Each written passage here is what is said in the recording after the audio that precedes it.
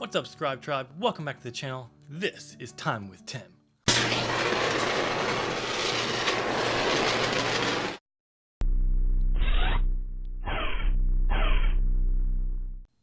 For all of you who are doing National Novel Writing Month, I hope week 2 was far better than my week. Because if you've done Nano before, you know week 2 can be when the slog starts to hit. And boy, did it hit me. For different reasons than usual, but we'll get to that in a second. So I hope it was better than mine. This is Time with Tim, so let's recap NaNoWriMo week 2. As I've already stated, it was a bad week. For many reasons, but not completely out of my control if I was smarter. Not really smarter, but we'll go with smarter because I'm lacking on a word right now, and this is my 6th time trying to record this video. How bad was my week? It wasn't like bad. I've had worse weeks than this. In Nano, my 11-day writing streak ended. It ended last Tuesday, the 12th. It kind of was one of those days where I'm like, I had to put my writing off to the evening because I'm pantsing the novel, and I just didn't know where I was going with it. I knew ideas, but like I just hadn't had that sentence or two that really described what I was going to achieve. Or I did, I don't remember. It was a week ago and it's blurred together. I was processing what I was going to be writing. I knew that. I know that for a fact. And then I got distracted. We'll cover what distracted me, and next thing I know, it's like 10 o'clock at night. I haven't written yet.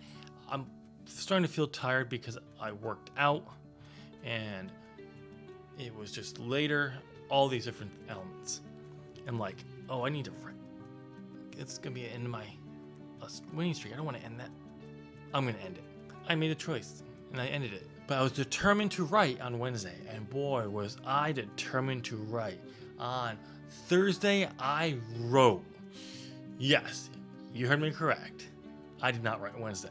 Kind of a similar situation, but I'm pretty sure I decided about 1 o'clock, 2, not to write that day, but didn't really realize that until later.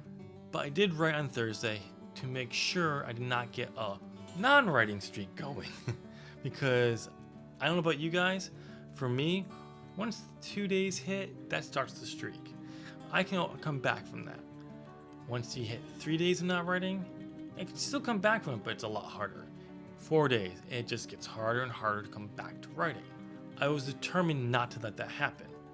I only got 603 words written Thursday. Because of that, I was more determined to write a lot of words on Saturday. Yes, I did not write Friday. Again, distraction. Big time distraction. But Saturday hit, I was determined to get the words down. That's my writing log back there. I did not meet it on Saturday. I got 1,300 words. Sunday, I got 23. So I got a few extra words. So I kind of brought it down just a tad bit. I ended strong. Yes, Sunday is the last day of my writing week for me because Monday starts the work week. Therefore, that's when the writing week starts. Have a problem with that? Come at me. I dare you to. Well, bro, come on. That's what I thought. So what distracted me? Few things. School happened. My professor this month in post-production for our thesis, yes, it's my film's t-shirt, The Blackmailer. Finally, we're able to start really editing our film. Our professor has been out with some medical stuff for the first 2 weeks. We had class last week, but it was just substitute professors from the MFA filling in.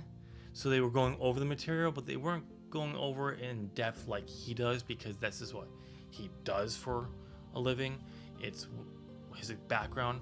Well, they all know it, it's just not as detailed as he knows it. Well, he came back, so we were actually able to talk to him. And one of the things we're supposed to learn this month is called Avid Media Composer. It is the industry standard in film editing. So if you could get Avid certified on your resume, it tells everyone you are a very precise editor, which is a great thing because Avid is a pain in the ass to learn We're not learning that this month because it takes about a month to get people even comfortable learning Avid. And I started editing my project in Avid. Rob told me to not just use the program you'd like to use, and then I can teach you stuff on Avid in between because I'm not teaching it this month. So that's what I had to do. So I had to actually re-edit my project in Premiere. So that was happening. Then we had the distraction, and the distraction was video games.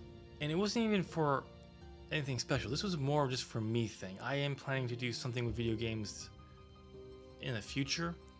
This was just for me, but I've been wanting to do it for a while, and I like to keep track of stuff. And for some reason, last week was the time to figure it all out, or part of it out. Get the plan done, which I did. I completed that. It only prevented me from writing for 3 days.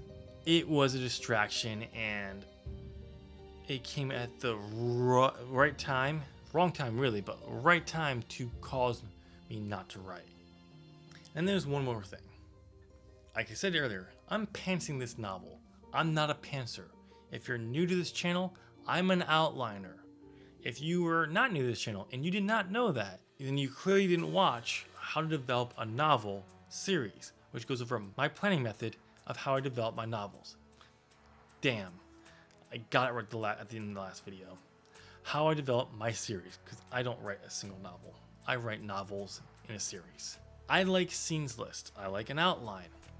I don't have that for this book. I have a rough structure of a 5-section book. Each section is supposed to be about 18,000 words, getting me around, I believe, 80,000 words total for the book. I'm still in section 1 and I have 23,000 words. I'm pretty much said, yeah, I'm not worrying about word count right now, which is coming along good. I like it. The fancy part is helping, I think, a lot. But what was supposed to be a very small part of the first section is the entire of the section.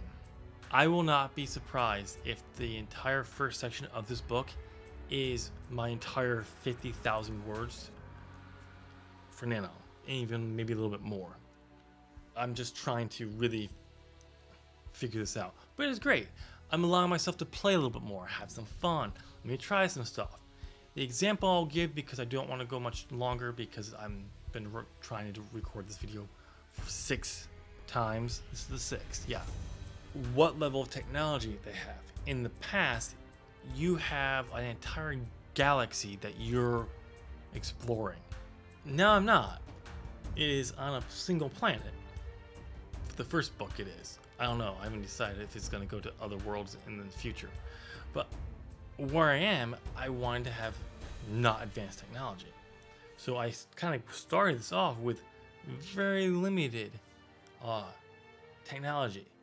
I have since decided, what if I gave them kind of our level of technology, but not quite to our level. Like certain things they have, but other things they don't. So that's what allows me to play. Now this is a little bit of a spoiler, but this could always change by the time this book ever gets published. If this iteration of the book of this series gets published. On the other side of the planet, they do have advanced technology. Not as advanced as I had in the previous versions. There'd be a huge gap. Let's put it that way. And there's a reason for it. I'm not going to go into a reason why the pantsing element is allowing me to play, but because I'm so used to outlining, about 12, 13 years worth of actually being my method, pantsing is not easy. It's working out great for me to really play around, find the tone, the direction, all this awesome element of this new take. So in the end, it's going to be a better thing, but I'm referring to this book as draft 0.5, because it's going to be a lot of editing. This book will probably be about 200,000 to 250,000 words, most likely by the time I'm done. But I'm okay with that. If it gets me to really figure out how I want everything to look going forward, I am fine with that, because when I come back and I know everything that's going to happen in the later books, overall direction, and I know how the world feels and all that, it'll make it so much easier when I'm writing those other books that I'm not trying to figure it out. I figure it out in one book. Yes, I have to rewrite it again, which will make it faster for me to write because I have rewritten books before I've written before. Even if I've changed a lot of the events, it has sped up me writing that book. Overall, the pantsing is a blessing and a curse. I think I've said that already like 2 or 3 times, but I don't care. I'm not starting over again because I want to do other stuff. And it's 7:41 and I have to still write. But that is how week 2 has been. As much as I want that outline, I do enjoy the ability to play around and have some fun. Even if it's not all making sense, I get to have fun. But that's all I have. I do need to get back to the writing. I've only written 816 words today, which is actually probably one of my best word counts in only a 30-minute sprint.